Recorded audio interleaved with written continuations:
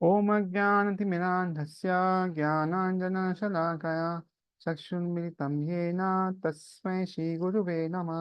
श्रीचैतन्यमनोभीष्टं स्थापितं येन भूतले स्वयं रूप कदा मह्यं ददाति स्वपदान्तिकं।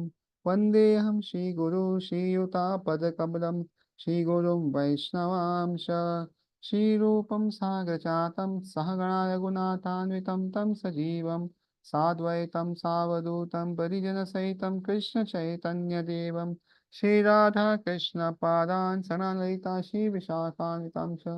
हे कृष्ण करुणा सिन्धु दीनबन्धु जगत्पते गोपेश गोपिका कान्त राधा कान्त नमस्ते। तप्तकाञ्चन गौराङ्गी राधे वृन्दावनेश्वरी वृषभानुसुते देवी प्रणमामि हरिप्रिये।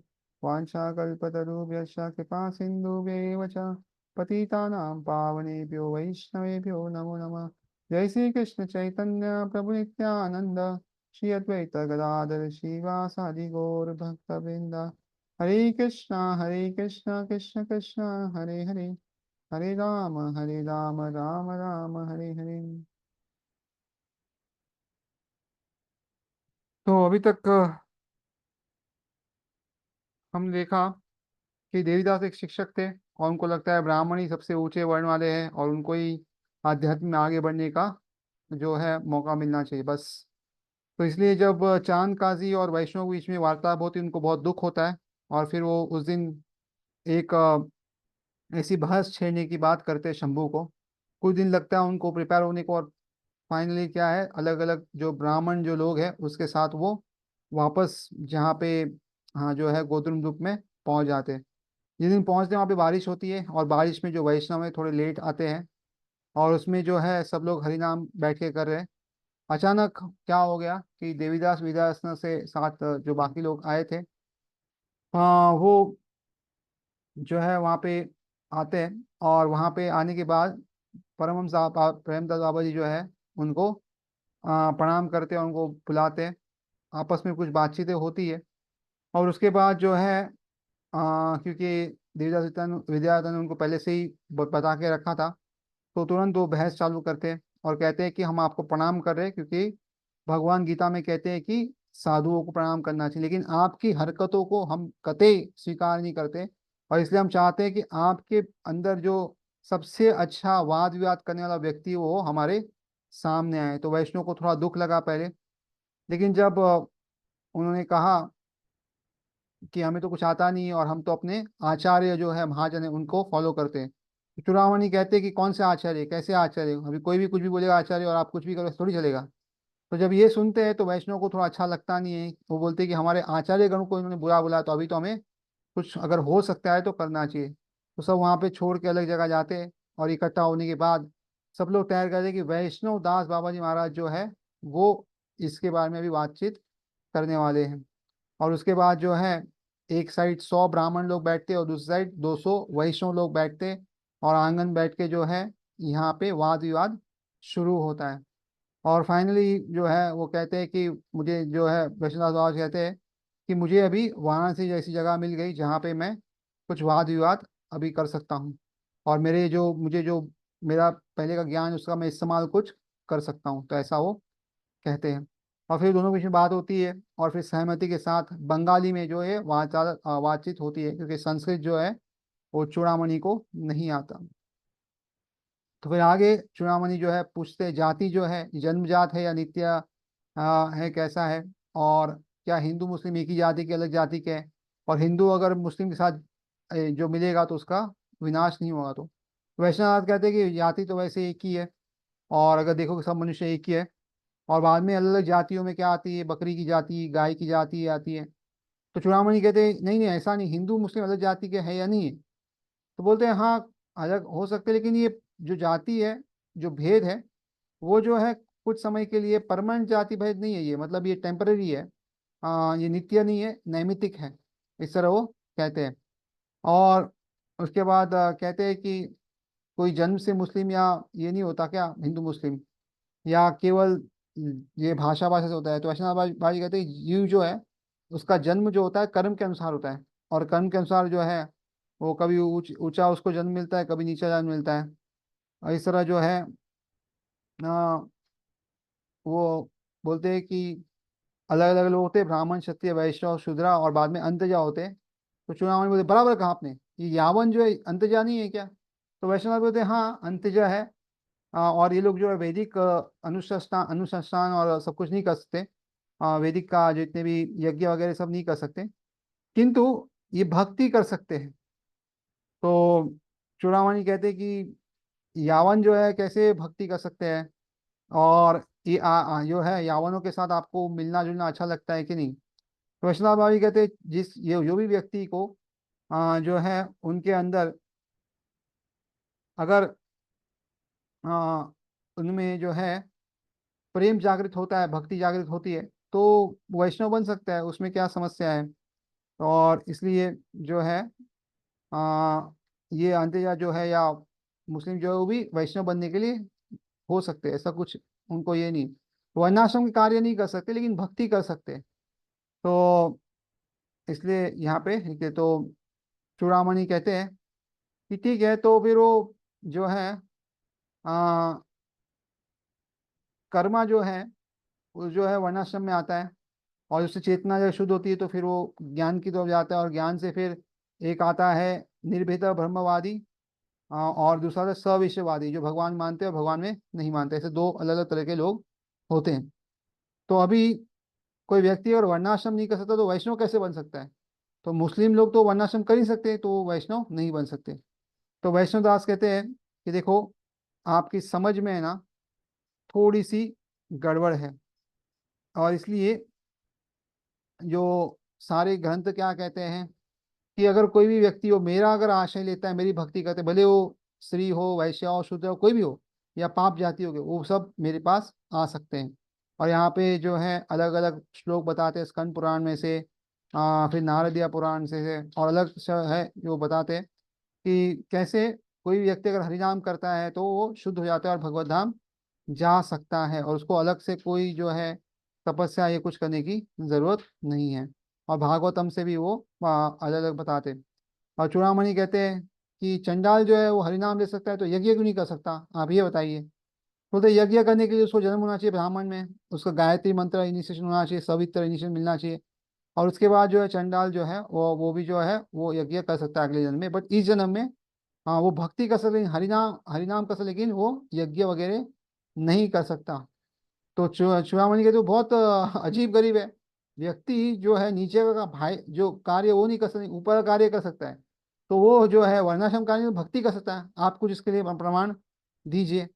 तो विश्वास कहते हैं कि देखो, कुछ कार्य होते हैं व्यावहारिक होते हैं और कुछ पारमार्थिक होते हैं। तो व्यावहारिक कार्य में जो है मुस्लिम अगर हो, अगर ब्राह्मण भी हो तो शादी नहीं कर सकता ब्राह्मण माता के साथ, कोई हिंदू के साथ। लेकिन क्योंकि ये व्यवहारिक चीज़ है, तो व्यवहारिक चीज़ है जो दुनियादारी के हिसाब से करनी पड़ती है, नहीं तो फिर समस्या हो जाती है। और जो लोग इसमें मानते हैं वो लोग फिर वो उसमें समस्या निर्माण करेंगे। तो इसलिए व्यवहारिक चीज़ों में हमें ध्यान रखना चाहिए, और पारमार्थिक के लिए कोई ज़रूरी नहीं है। पारमार्थिक जो है आ, आ, अगर किसी का हो तो भी वो जो है जो नियम है कानून उससे खिलाफ नहीं जाना चाहिए, जो भी सोशल नॉर्म्स है समाज के जो नीति नियम से जो है दूर नहीं जाना चाहिए। तो फिर वो कहते हैं कि कर्म के लिए और भक्ति के लिए क्या कार्य है? तो फिर वैष्णवदास कहते हैं कि व्यवहारिक जो जन्म है, और फिर जन्म, और फिर उसकी प्रकृति क्या है, उससे तत्त कर्म योग स्वभाव जन्म होता है, और भक्ति तात्विक श्रद्धा होती है। तो चुनावानी कहते हैं थोड़ा सिंपल शब्दों में कहो, ज्यादा इतना संस्कृत संस्कृत मत बोलो, आप थोड़े सादे शब्दों में कहो कि क्या है, प्रोजाइक टर्म्स में कहो मुझे। ये सब जार्गन यूज मत करो। तो फिर वैष्णवदास जो है वो ब्राह्मण, क्षत्रिय, वैश्य और शूद्र और अंतजा, ये सब जो बाहर के लोग हैं उनके बारे में, उनके क्या क्या गुण होते हैं उसके बारे में बताते हैं। और इस तरह वो कहते हैं कि ये सब जो है वो उनका स्वभाव है। और उसी तरह जो है वो कहते हैं कि जन्म से सब कुछ नहीं होता, जन्म के साथ गुण और वो सब भी देखना पड़ता है। तो इस हिसाब जो है हमें समझ में आएगा। और उसके बाद आगे बोलते हैं कि तात्विक का श्रद्धा क्या है? तो बोलते हैं सादी श्रद्धा जो होती है भगवान में और भक्ति में, कि उसको तात्विक श्रद्धा कहते हैं। और बाद में अतात्विक श्रद्धा जो है वो झूठी है, और उससे क्या है, हम कार्य तो करते हैं लेकिन हमारी इच्छा जो है भौतिक होती है, भौतिक मटेरियल गोल्स होती है। तो ये थोड़ी बराबर नहीं है। तो उसके बाद चूड़ामणि कहते हैं कोई व्यक्ति के पास अगर श्रद्धा हो शास्त्र में लेकिन अच्छा स्वभाव ना हो तो क्या भक्ति कर सकता है? तो वैष्णव कहते हैं, हाँ कर सकता है। और वो फिर उदाहरण देते हैं, जात श्रद्धा मत कथासु, कि हाँ अगर उसको पता है गलत है लेकिन फिर भी वो उससे बाहर नहीं आ पा रहा, लेकिन उसको पता है कि भगवान का नाम से सब कुछ होता है, तो उसे खुश रहना चाहिए, भगवान का नाम लेना चाहिए। इस तरह जो है वो आगे सब कार्य कर सकते हैं। और फिर आगे जो है अलग अलग वो और भी श्लोक जो है इसके बारे में बताते हैं कि कभी कभी जो है मेरा भक्त जो है उसको पता है फिर भी वो जब कुछ छोड़ नहीं पाता, समस्या नहीं है, क्योंकि मेरा भक्त जो है वो मेरी पूजा कर रहा है, भक्ति कर रहा है, तो बहुत जल्दी मेरे पास आ जाएगा और जितनी भौतिक इच्छा है उसके अंदर वो सब उसकी समाप्त हो जाएगी। और इस तरह जो है जो भी चीज जो है बाकी सब चीजों से होती है, जो कर्म से, ज्ञान से, वैराग्य से, अष्टांग योग से या दान से, वो सब भक्ति के द्वारा आराम से मेरे भक्तों को मिल जाती है। और मेरे भक्त जो है ये सब कामनाएं रखते नहीं है।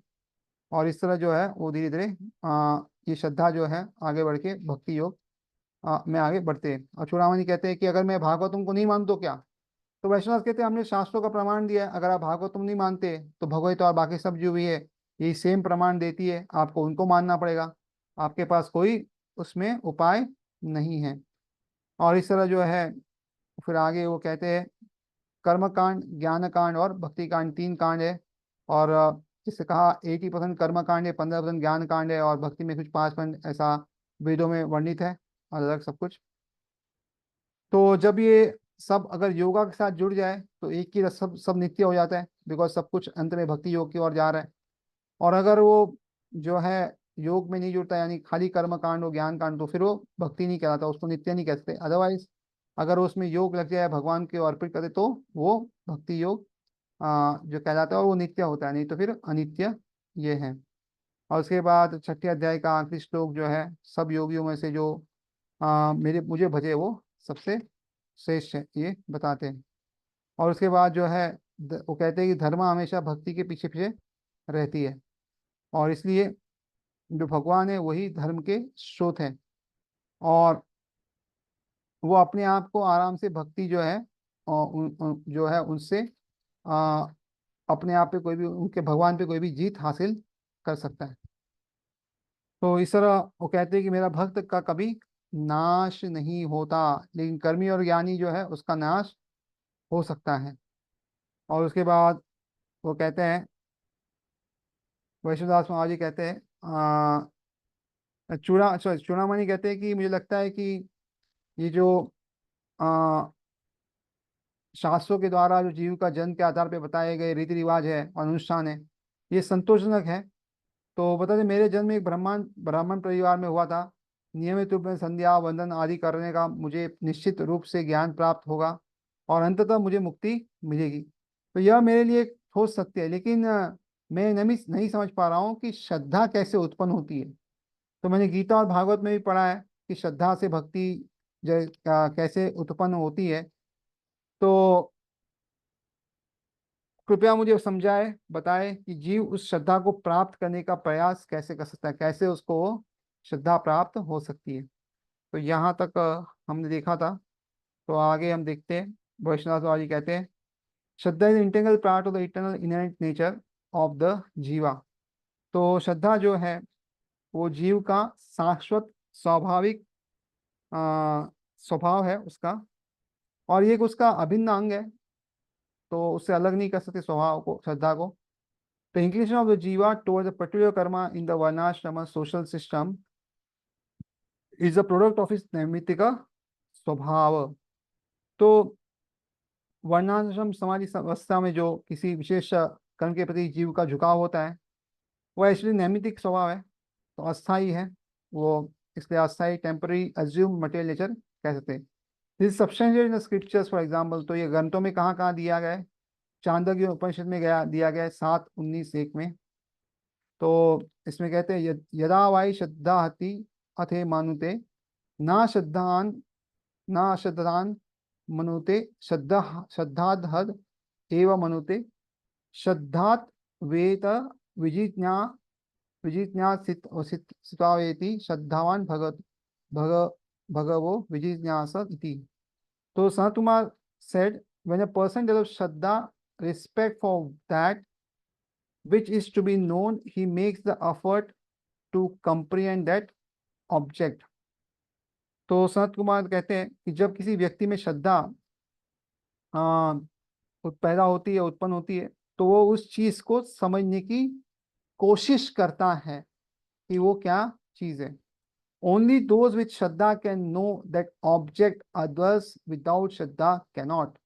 तो जिसके पास श्रद्धा है वही केवल उस वस्तु को जान सकता है, बाकी लोग समझ नहीं सकते. Therefore, Narada, first there must be Shraddha. So it is essential to learn what is the true nature of Shraddha. तो इसलिए पहले नारद जी पहले श्रद्धा होनी चाहिए, और इसलिए ये बहुत महत्वपूर्ण है कि पहले समझे कि कैसे श्रद्धा उत्पन्न होती है, उसका क्या श्रद्धा जो है उसका स्वरूप क्या है, असली में क्या है, वो पता करना चाहिए. तो Narada replied, "My dear Lord, I earnestly desire to inform myself fully about Shraddha." तो नारद मुनि जो है ये पूछते हैं, प्रभु मैं श्रद्धा के बारे में पूरी जानकारी पाने का बहुत इच्छुक हूँ, मुझे पता करना है कि श्रद्धा क्या है. Some commentators have explained that Shraddha means faith in the words of Vedas and Shri Guru. तो कुछ टीकाकार जो है उन्हें बताया कि श्रद्धा का अर्थ क्या है, वेदों और श्री गुरु में के वचनों में विश्वास रखना, कि वो जो कह रहे हैं वो सत्य कह रहे, उसमें कुछ जो है गड़बड़ नहीं है. This explanation is acceptable but not clear. तो ये जो हमें उत्तर मिला है वो ठीक है, हमें स्वीकार है इसका, लेकिन ये स्पष्ट नहीं है. इन आवर संप्रदाय the word Shraddha carries the following definition. तो हमारे संप्रदाय में श्रद्धा शब्द की परिभाषा कुछ इस प्रकार से है. तो आमना सूत्र 57 है, वो बताते हैं. श्रद्धात अन्योपाय वर्जम भक्त्या उन्मुखी चित्त वृत्ति विशेषा. Shraddha is that propensity in man which strives for bhakti, rejecting the attainment of bhakti by the vehicles of karma, jnana, mystic yoga and so on. तो श्रद्धा जो है वो मनुष्य के अंदर ही है, उच्च वृत्ति है वो जो भक्ति की ओर ले जाती है, और कर्म, ज्ञान और योग आदि के माध्यम से भक्ति पाने को प्रयास जो है उसको स्वीकार नहीं है, उसको नकारती है. तो इसलिए रिजेक्टिंग, तो बाकी मार्ग से वो जो है भगवान को नहीं पा सकते, ओनली भक्ति से ही पा सकते. तो ये श्रद्धा है उस व्यक्ति में. By constantly hearing about the supreme lord incessantly association one consciousness reach a certain elevation. तो जब कोई संतों की संगति में परमेश्वर के बारे में जो सुनता है, भगवान के बारे में कोई लगातार सुनता है, तो इससे क्या होता है, भगवान के बारे में बार बार सुनने से वो एक ऊंचे स्तर पर पहुंच जाता है. When one realizes that karma, jnana, ashtanga yoga, etc. cannot offer the jiva the eternal benediction of the absolute truth, and that there is no other option for the jiva besides taking shelter of the lotus feet of Sri Hari with single-minded bhakti, only then can it is said that one has developed Shraddha and faith in the words of Shastra and Guru. तो जब किसी को समझ में आता है कि कर्म, ज्ञान, अष्टांग योग आदि जो भी है वो जीवन के परम सत्य जो है या शाश्वत आशीर्वाद नहीं देता, वो भगवान के घर लेकिन जाते हैं वो, और वह जो जीव है उसके पास पूरी निष्ठा के साथ जो है श्री हरि के कमल चरणों की शरण लेने के अलावा और कोई विकल्प नहीं है, उनको केवल उनकी ही शरण लेनी है. और तभी वह जो है कह सकता है कि व्यक्ति में श्रद्धा और शास्त्र तथा गुरु के वचनों में जो विश्वास है वो विकसित हो चुका है. तो इसलिए कैसे समझ में आएगा कि जो है श्रद्धा विकसित हुआ है, तो उसे जो है समझ में आना चाहिए कि बाकी सब तरीके जो कर्म, ज्ञान, अष्टांग, उससे हम जो है जीव जो है आध्यात्मिक जगत नहीं जा सकते, और जीव के लिए भगवान के कमल चरणों का आश्रय लेने के अलावा और कोई तरीका नहीं है. तो ये दृढ़ सच्चा श्रद्धा होनी चाहिए। कृष्ण भक्ति कैले सर्व कर्मकृत है।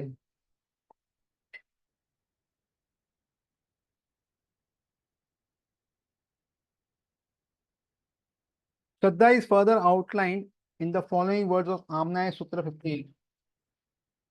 तो श्रद्धा जो है इसके बारे में आमनाय सूत्र 58 में आगे इस प्रकार जो है बताया गया है।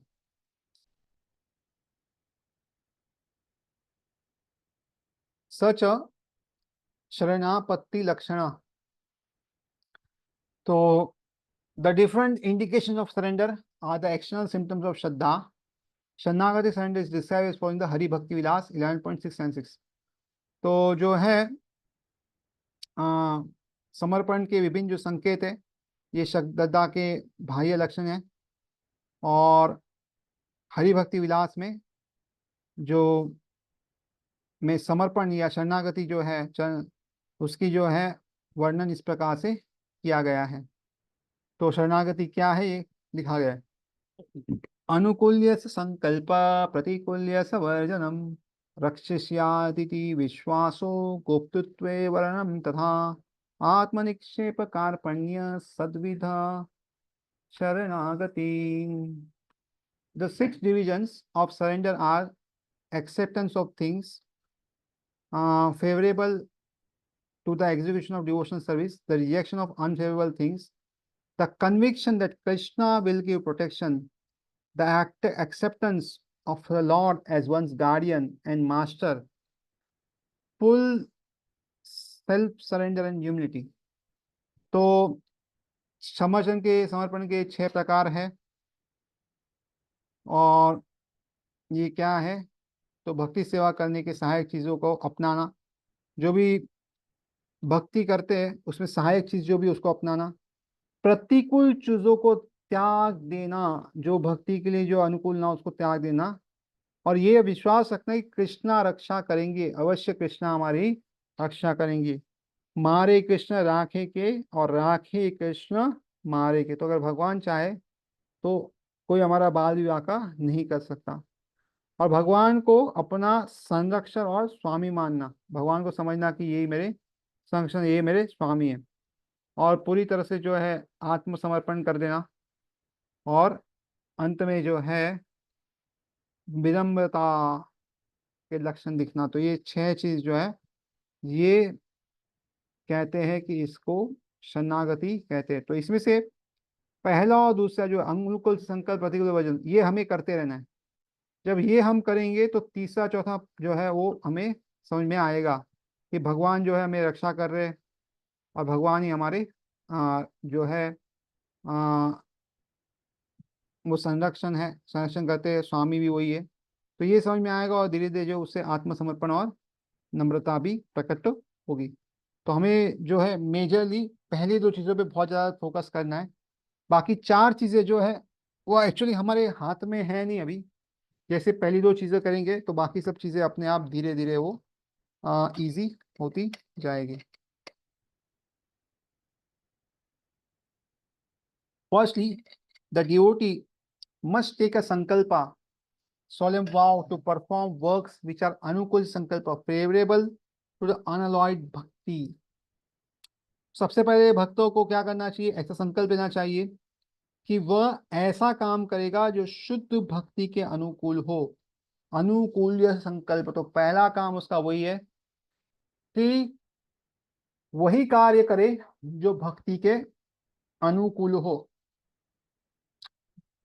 और इसके बहुत सारे उदाहरण हैं, हम देखते हैं। जैसे कोई व्यक्ति जो था वो शराब की दुकान में काम कर रहा था, बाद में भक्त बन गया तो वहां पे काम त्याग दिया, छोड़ दिया। क्यों? क्योंकि वो भक्ति अनुकूल नहीं था।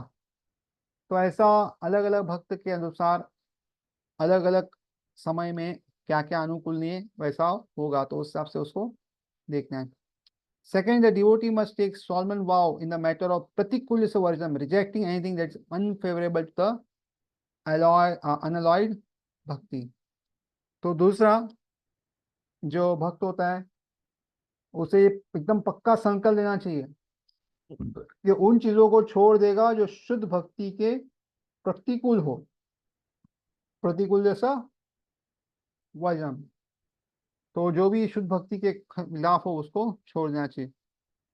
Thirdly, he must be convinced that the supreme lord alone is rakshishita raksha rakshishya yatita विश्वासो। तो रक्षिष्यतिथि विश्वासो यानी क्या, his protector and maintainer, and that nothing positive can come from endeavouring for karma jnana and yoga. तो तीसरा, उसे पक्का विश्वास होना चाहिए कि भगवान जो है उसकी रक्षा और पालन पोषण करने वाले हैं, और कर्म ज्ञान और योग की कोशिशें जो भी है, ये इससे कुछ भी अच्छा हासिल नहीं हो सकता। तो ये सब चीज़ों से कुछ लाभ नहीं है।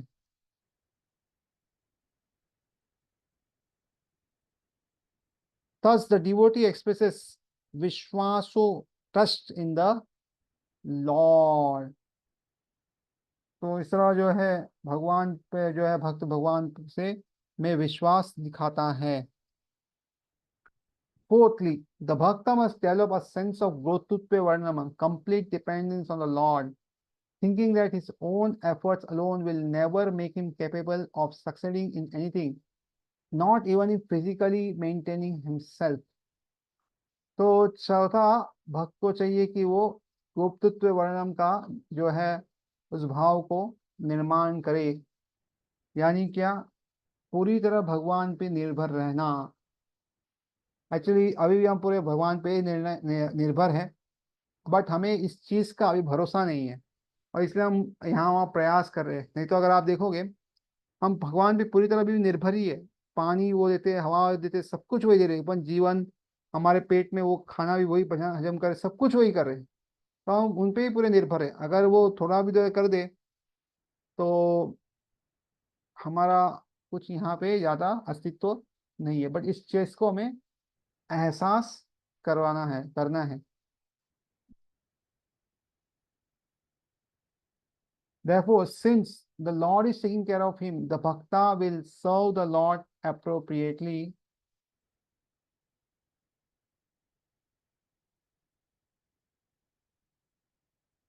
and as well as he can।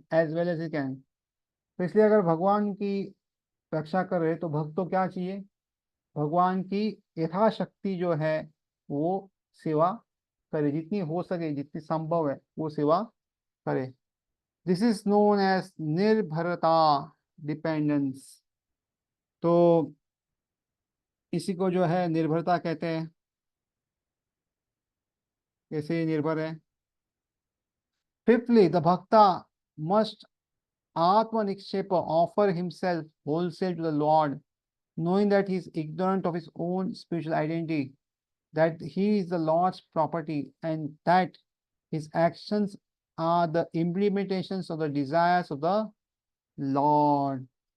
तो पांचवा, भक्त को चाहिए खुद को पूरी तरह जो है भगवान को सौंप दे, आत्मनिक्षेप करे, और ये जानते हुए कि अपनी आध्यात्मिक पहचान से वो अनजान है, और वो भगवान की संपत्ति ही है, और उसका कोई भी काम हो भगवान जो की जो है इच्छाओं को पूरा करने वाला होना चाहिए। तो जो है इस तरह वो कार्य करे।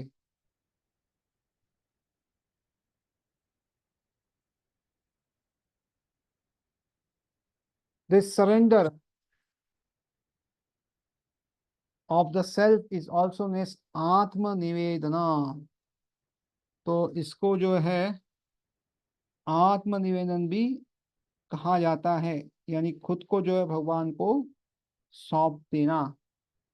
Sixthly and finally, the bhakta must develop the sense of karpanya humility, which makes him feel poverty-stricken, meek and lowly। तो छठा और आरती जो है वो क्या है कि भक्तों को विनम्रता का भावना होना विकसित करना चाहिए, तो वो खुद को गरीब, दीन और तुच्छ महसूस करे। तो this mood of humility is understood as karpanya or दयनीय। तो ये जो विनम्रता का भाव है उसे वो कार्पण्य या दयनीय कहा जाता है। Thus, the state of consciousness that is evoked when the heart becomes infused with determination, subservience, trust, dependence, self-surrender, and humility is designated as श्रद्धा। तो इस प्रकार जब हृदय में दृढ़ संकल्प आता है,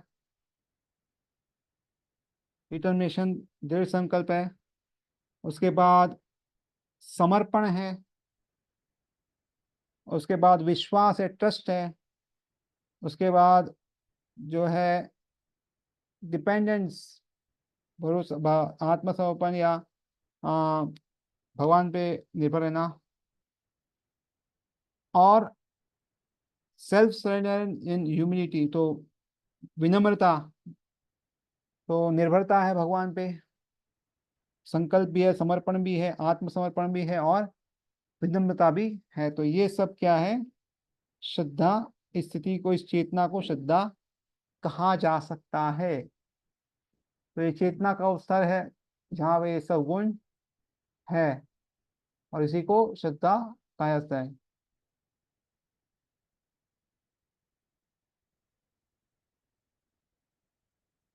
Whosoever attains this Shraddha becomes a fit candidate to execute bhakti, and for the sadhaka, devotional aspirant, this Shraddha is the initial stage step towards the perfection displayed by the eternally liberated pure jiva souls।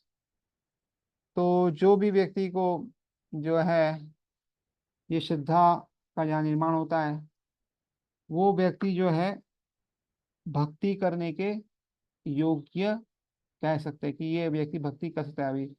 और साधक के लिए जो है, जो devotional, जो साधक जो है भक्ति में आगे बढ़ना चाहिए, तो ये श्रद्धा जो है वो पहला जो है आ, कदम है।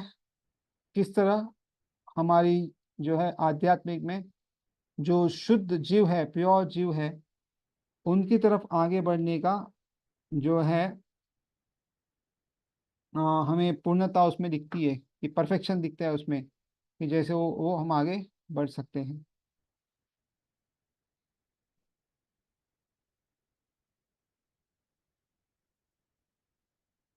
Since Shraddha is a fundamental nuance of the Jiva's Nitya Swabhava, innate eternal nature, it is therefore also its actual Nitya Dharma।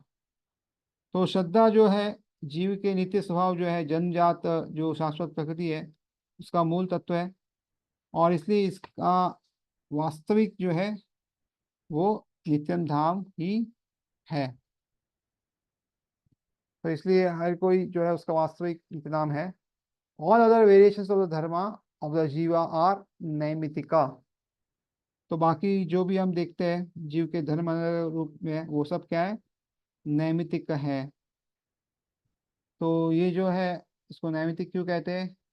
क्योंकि ये विशेष परिस्थितियों या कारणों पर आधारित होते हैं। तो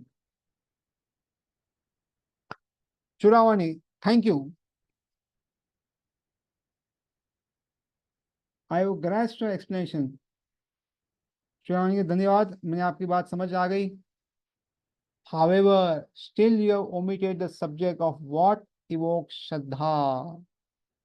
तो चूड़ामणि बार बार श्रद्धा में अटक गए, ये जवाब दे रहे फिर भी उनको समझ में नहीं आ रहा, और फिर से पूछे कि श्रद्धा कैसे आती है।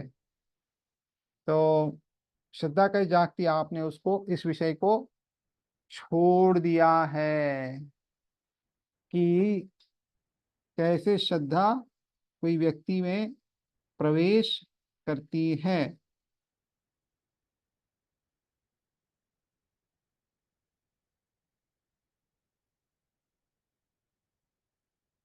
If Satkarma, pious deeds, are the seeds that later sprout out as Shraddha, then my argument remains uncontested, because if Satkarma and prescribed duties according to one's Varna are not properly executed within the Varnashram system, then Shraddha cannot manifest himself।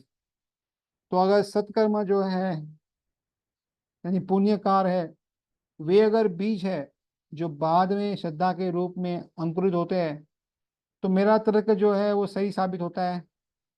क्योंकि यदि वर्णाश्रम व्यवस्था के अंतर्गत जो है कोई व्यक्ति सत्कर्म नहीं करता और अपने वर्ण के अनुसार जो है निर्धारित कर्तव्य नहीं करता, पालन नहीं करता, तो श्रद्धा प्रकट नहीं हो सकती।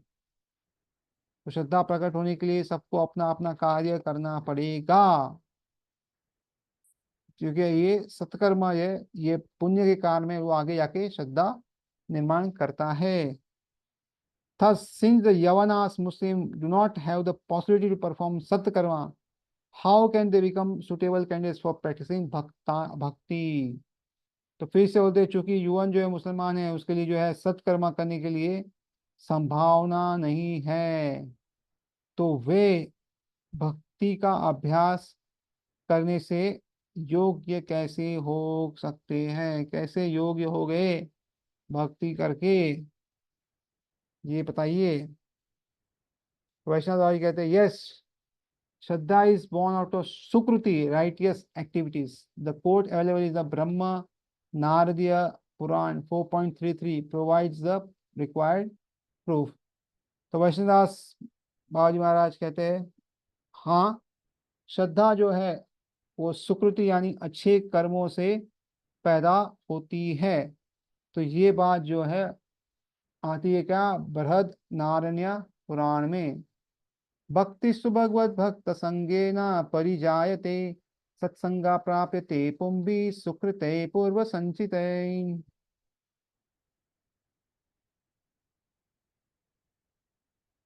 Devotion sentiments are evoked by the purifying association of the advanced devotees.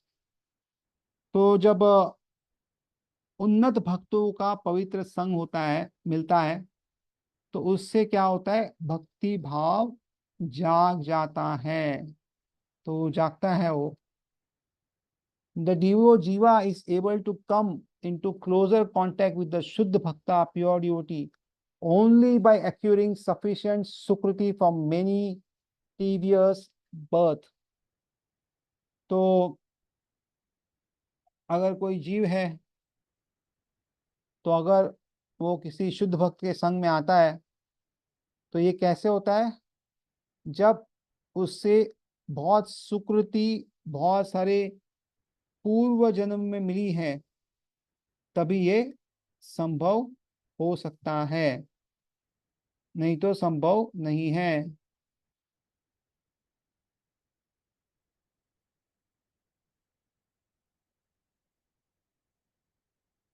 However,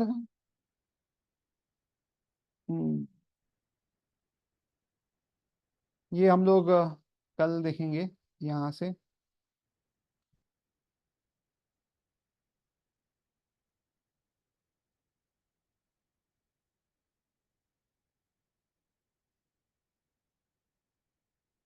तो सबका बहुत बहुत धन्यवाद।